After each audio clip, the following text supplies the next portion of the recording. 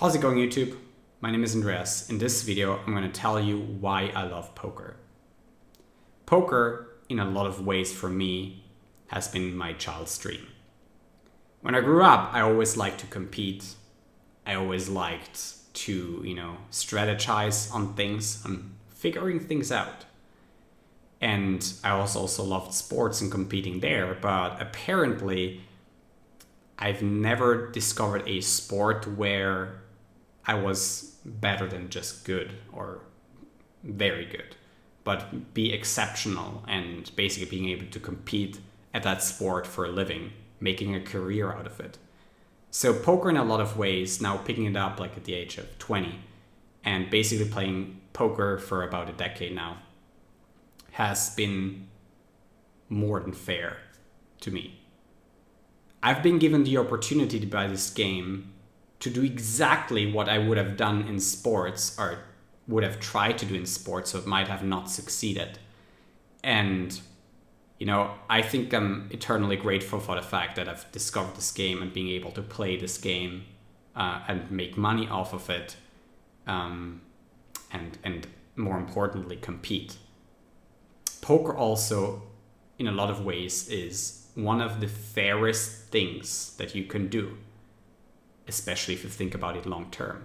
There's not many things in life which has a clear set of rules, doesn't discriminate anyone, but if you think about poker, it does exactly that. If your value is that you want things to be fair, so if fairness is a big value of yours in your life, you might actually enjoy playing poker quite a lot. Because in the end, no matter where you're from, who you are, you get cards, you get chips, and you play. The rules are the same for everyone, and you try to beat your opponents. And that's it. There's nothing else to it. And that would be poker at a zero-sum state. Now, there is rules in poker, such as, for example, that the operator would take a commission out of poker. And this is also the reason why so few people are actually able to win at poker, because of the commission. Otherwise, in poker, literally half the population would win money, and we would have poker players everywhere, I guess, if half of the people would win at this game. But obviously there's a commission, and that's also good like that, and there has to be something like that in order to keep the game reasonable, and people not just always pursuing poker and just because they have some momentary high in poker and win one day, to play it basically as a gambling game. I think that would be rather dangerous and not good for the game. Now, I've discovered strategy games, when I was little. I basically was playing a lot, in different kind of simple games, checkers, chess, and just discovered like the base rules in them. Never really pursued chess for I don't know for what reasons, because I was also interested in a lot of other things. Then Magic the Gathering was something that I was really passionate about when I was between 13 and 17. I love the game, I love the strategic elements, but it was really clear to me that, if I, what am I going to do with it? I just can pursue it as a hobby. There's no money, that I can earn from playing a game like Magic the Gathering. At least, you'd have to be simply one of the best. Otherwise, and even then, you're probably not winning that much money. I wouldn't say that professional Magic the Gathering players, they're a very rare species. So, and also I've been growing up in a country like Switzerland where everything is just so easy for you. Everything's handed to you. You go to school and basically you're a good boy, you're a good girl, you're going to be fine. This is just predestined. You're so privileged, and no matter what you do, if you actually obey the rules of the system of school and you do what you're told, and maybe you might not be the most gifted person in terms of your cognitive abilities at school and so forth, but if you go through and if you do what you're told and if you invest a lot of your energy into that, you're gonna be fine. There's also a lot of opportunity in Switzerland in terms of you don't have to go to school at some point anymore. You can also do an apprenticeship, and you can be fine there too if you just listen to what you're told, and if you basically very oftentimes fulfill the dreams of somebody else, oftentimes your parents. You know, your parents often in life have a set game plan for you, and some parents impose them more on their children and some less. And for me also, there has been always a little bit, at least, an expectation, I guess, to have studied something which was teaching for me, which, you know, teaching for me, I'm still passionate about it. I love teaching poker to other people and teaching what I've learned online. And as a matter of fact, I actually do want to make more videos on YouTube on a secondary channel, which I have to launch as soon as possible. And make more videos maybe like this, where I talk about my thoughts regarding life and what I've learned, because I've been studying so many things when it comes to the brain, also strategizing around how you can get better at managing all these different aspects of life. And I want to share that also here on YouTube, so stay tuned for that. At some point I will make some videos, and I hope you guys are going to look forward to it. Now, unfortunately in poker, that dream of playing online poker, of having $0 to your name and making it from free rolls, promotional money, and running it up to, let's say, an amount of money like 100,000, where you don't have to worry in a lot of countries about anything anymore for quite a long time, that poker dream is a little bit in danger.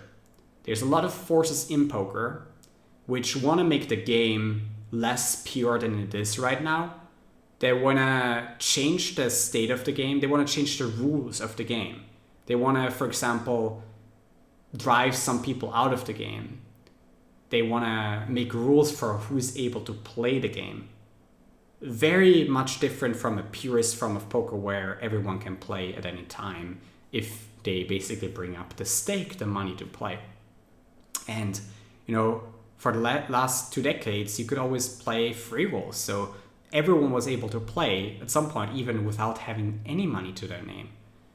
And I think that's been an amazing chance and privilege for people with an internet connection. I'm aware that some people don't have an internet connection in this world, and they don't have that privilege. But if you're one of the lucky people who has this privilege, you could just make anything out of yourself in poker. You know, it doesn't matter, you know, it doesn't matter on anyone. Like, you're not dependent on anyone in the world, which is extremely attractive to the game. And, you know, it can be also tricking you into the game while you're maybe not such a good player, but, you know, you're going to learn. It's not that if you fail in poker, which a lot of people do, that you're out of it. You know, you've tried and you've given it your best maybe, but maybe it wasn't just good enough, especially because of those forces like the rake pressure that's, you know, is definitely taking a lot of toll on some people who are starting out now in poker, because starting out now in poker is a lot harder than it used to be when I started.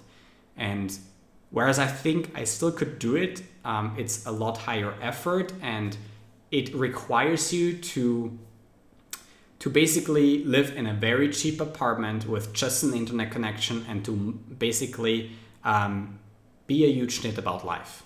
I think that's the best way to go, you know, to just not buy a lot of stuff, to be very minimalistic, and that way you can build a poker bankroll and still pursue that dream.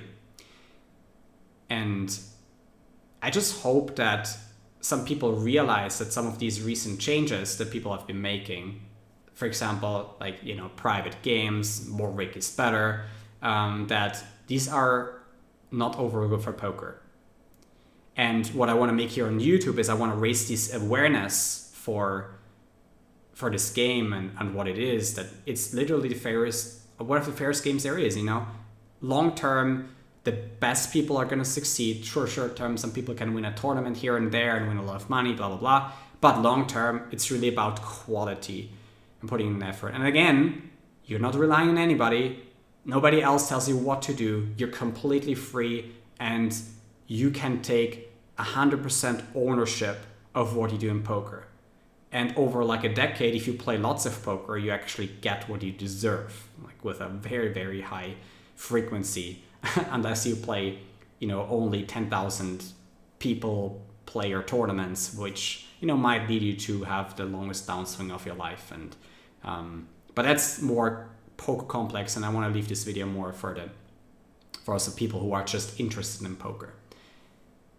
Now, all these other factors, in order to raise the awareness for it, I want to make a series of videos following this one. And it's going to be about what is good for poker and what is bad for poker and what's hurting the game long term. And what I would say that it drives it from a competitive game, which is totally fine as, I don't have a problem with, other people competing in this game and trying to become as good as possible. And the training sites and people teaching poker. If you're good enough, you're going to make it in poker under these conditions.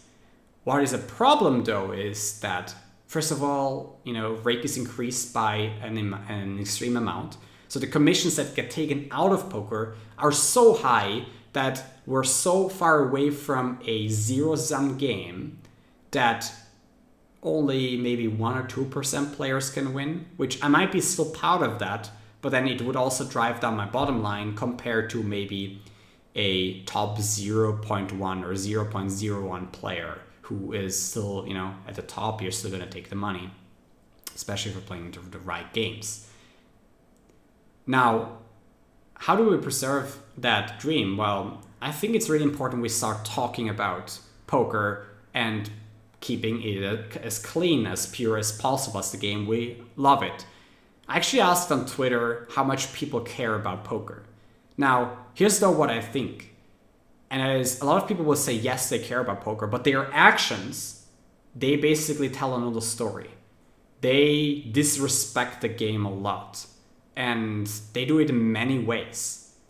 And I'm going to talk about it here on my YouTube channel, launching this series of what is good about poker and what is bad for poker. And to preserving the game as it once was, at least to a high degree, so that people in the future will still have the option, hopefully online and maybe also live poker, but just have the option to play this card game, this beautiful card game, and trying to, manage their lives this way, which is, it's not for everyone. It's as a matter of fact, for very few people, but I do think it's a great opportunity, and I hope that we can preserve it as a community. And I think that's really important that the poker players, they are sticking more together and they're actually doing less of hurting the game.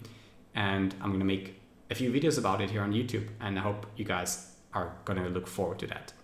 Now, let me know also in the comment section if you have similar stories in poker. Maybe you're a professional poker player also.